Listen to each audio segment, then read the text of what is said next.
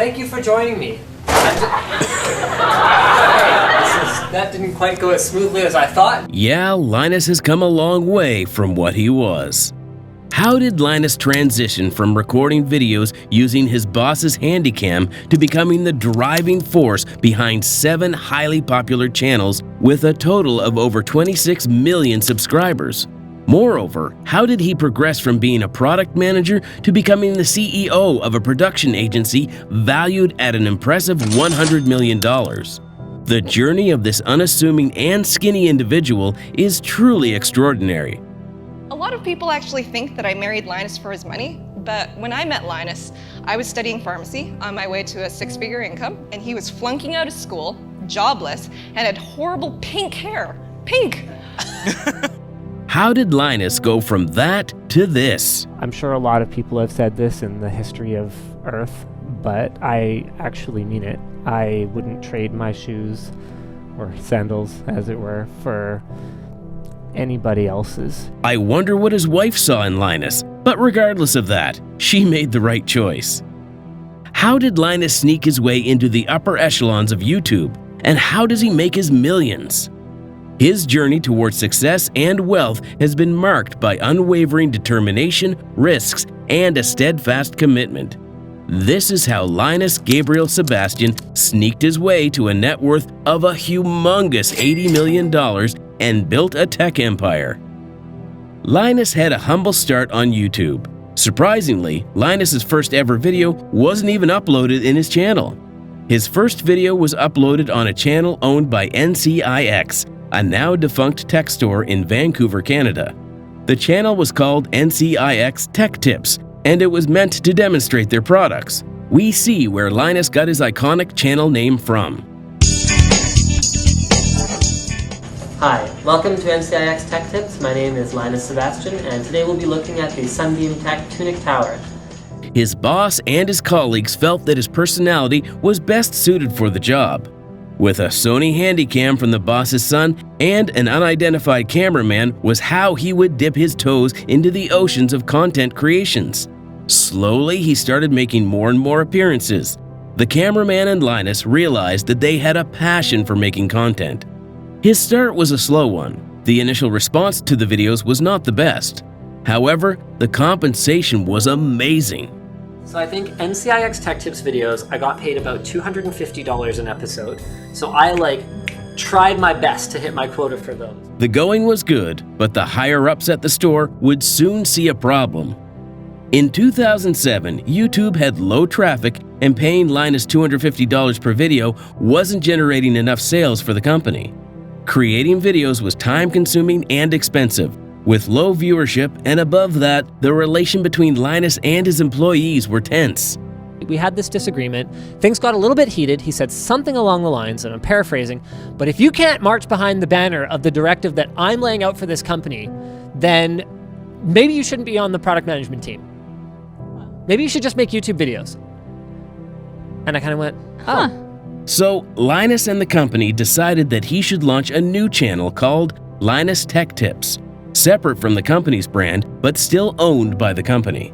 This allowed him to make more frequent videos with lower production values, discussing computer parts without harming the company's reputation. Linus started the LinusTechTips channel on November 25, 2008, utilizing his prior experience in the field. This sounded great, but compensation would only be $30.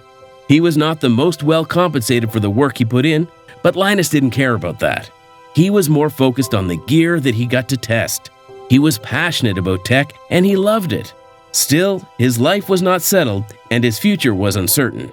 For every Linus Tech Tips video, I think it was like $30 or something like that, up to a maximum of 45 videos a month. I wasn't particularly well compensated given the hours that I put in for being the tech tips guy when I worked at the computer store, but all I cared about was that it gave me an excuse to take home the latest gear for a test drive, right? You would come home on the weekends with a trunk full of products. There'd be 50 products in his trunk. Linus had an advantage over other tech YouTubers because they struggled with low ad revenue, making it difficult for them to afford new and cutting-edge technology. Consequently, there weren't many tech YouTubers at the time. This was the primary reason for Linus's success. He stood out by providing unique tech reviews, unlike his competitors who mostly did basic tech showcases. As a result, Linus experienced steady growth, allowing him to enhance the quality of his videos over time. Thanks to these circumstances, life was relatively easy for Linus. Then new challenges arose. Linus and his boss disagreed more frequently regarding the company's direction, and the YouTube channel remained under NCIX's ownership. Then, at the subscriber count of 200,000, Linus skillfully negotiated ownership of the channel he had built, striking a deal to take control. So the deal I ended up striking was I bought the LinusTechTips YouTube channel for $1. In exchange, what I gave up was I signed a 2-year non-compete. So I could not do any paid work with an e-tail or retail organization that operated in North America other than NCIX. So I would have to work for 2 years. That's right, exclusively with manufacturers. I tied into a very bargain basement rate to continue to host the videos for their channel, NCIX Tech Tips, for 2 years. I signed a no poaching clause, so I couldn't hire any talent from NCIX. Now Linus was free. He would start building a team around his channel and would also go on to establish Linus Media Group from his garage. He envisioned something larger than the current state he was in. Linus was making several entrepreneurial moves and taking risks. Even though I don't have the money right now, I'm gonna commit to hiring these 2 people in full-time positions. I'm gonna commit to paying their salaries every month, and I'm just gonna have to find a way to do it. But what makes his story and life different from YouTubers like Jake Paul and Ricegum? He doesn't live the extraordinary lavish lifestyle of a successful YouTuber. Hi all, Linus. What's the best memory you've made with your Taycan thus far? How about the one where I was actually able to drive it? It's been in the shop for like 3 weeks, the first 2 of which they couldn't even be arsed to give me a courtesy car. I got into it one morning and it just said like battery error or something. I don't know, I took a picture of it and basically sent it to the dealership and they're like, yep, needs to be towed. Okay. He doesn't want exorbitantly expensive cars, and he doesn't want the massive houses. He simply isn't about that. He is more about that happy life. Honestly speaking, it wouldn't really change our lifestyle much. I mean, what are we gonna do? Buy an even bigger house? An even faster car? I mean, that's never really been us anyway.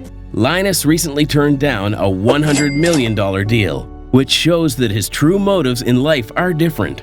We did have a substantial offer recently to sell out, and I might as well speak plainly.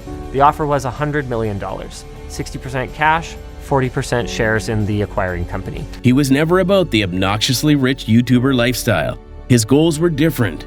It was to build something. It was to build something bigger together. We love this company and the people in it, and I just don't think our mission's complete yet.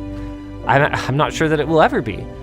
My point is just that our attitude towards money, so make lots of it and keep reinvesting and building this thing to do even better, it's not going to change, and you're not going to see the kind of short-term thinking that comes from investor pressure. Linus's humility and his self-awareness is highlighted in his content.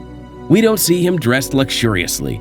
Throughout the years, Linus's dressing style has remained consistent.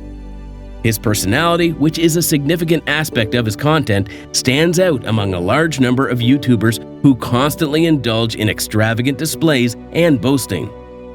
He has been a lovable nerd who is always there to help us with our tech woes. So guys, Duke is back, and EVGA has a special edition gaming card. Linus has consistently expressed gratitude and appreciation numerous times. He acknowledges his exceptional fortune and has always believed that delivering exceptional content is crucial for achieving success. Additionally, he recognizes that he may not possess the optimal qualities for effectively managing a company like his own, leading him to make the decision to resign as the CEO of Linus Media Group. I wasn't built for this, and I'm tired. Like, really can't do this anymore, tired. And if I try to drag myself through another 10 years of business administration, I know I'm going to destroy myself and probably end up killing the company and the community that I love so much in the process. As a result, Linus Sebastian compels his viewers to like him and genuinely desire the best for him. This is the tale of Linus, the geek who quietly entered the scene and succeeded. Linus exemplifies the path to success through diligence and his down-to-earth nature. He serves as a shining light demonstrating that staying modest and true to oneself can lead to accomplishment. The journey and choices he made to reach his current position were arduous, but Linus persisted and ultimately achieved his goal, and now is a great husband and father as well.